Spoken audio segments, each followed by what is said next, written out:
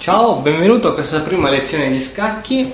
In questa lezione incominciamo a vedere come si gioca al gioco degli scacchi, qual è la funzione dei pezzi e cominciamo a vedere in ambito generale come funziona.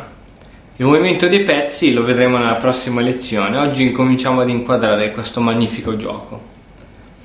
Allora, il gioco si svolge su una scacchiera di 64 caselle, 8x8, e su queste 64 caselle vengono disposti 32 pezzi, 16 per schieramento, 16 bianchi e 16 neri. Il primo schieramento che fa per primo la mossa è il bianco, dopodiché per tutto il resto della partita le mosse vengono alternate, una volta muove il bianco, una volta muove il nero e così via.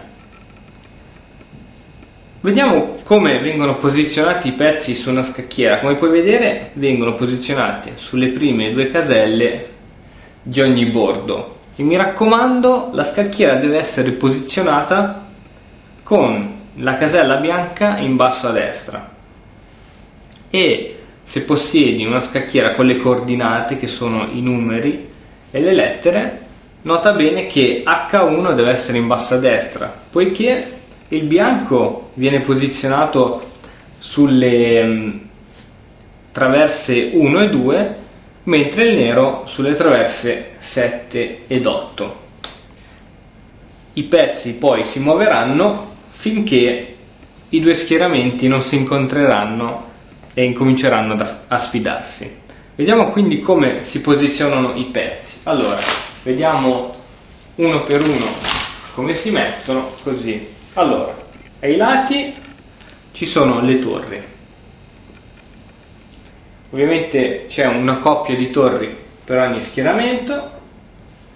Ai lati ci sono le torri. Poi, dopo le torri, ci sono i cavalli, e anche di cavalli abbiamo una coppia. Praticamente i pezzi leggeri, che sono cavalli e alfieri, ve ne sono due come le torri, che sono denominati pezzi pesanti. Quindi alfiere e cavalli sono pezzi leggeri, la torre insieme alla regina vengono detti pezzi pesanti.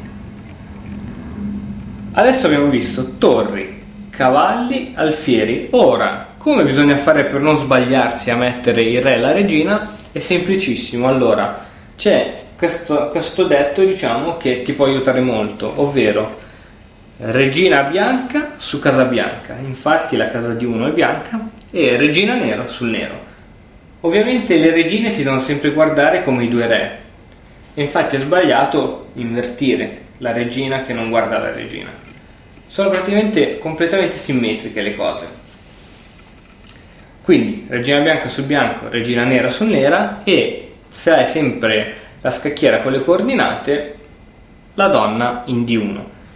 Un altro trucchetto per ricordarti dove va la donna è che questa, chiamandosi donna, va sulla colonna D, che è l'iniziale della parola donna. E infine i re, che sono praticamente i pezzi più importanti degli schieramenti. Davanti a tutti questi pezzi vi sono 8 pedoni per schieramento. Questi pedoni, essendo molti, valgono poco e hanno meno valore, e infatti quasi sempre accade che questi vengono spinti sin dall'inizio e vengono portati al centro della battaglia senza troppi problemi. E questi sono i pezzi che solitamente vengono sacrificati per prima. Ecco come vengono posizionati i pezzi degli scacchi. Nella prossima lezione vedremo e analizzeremo i loro movimenti.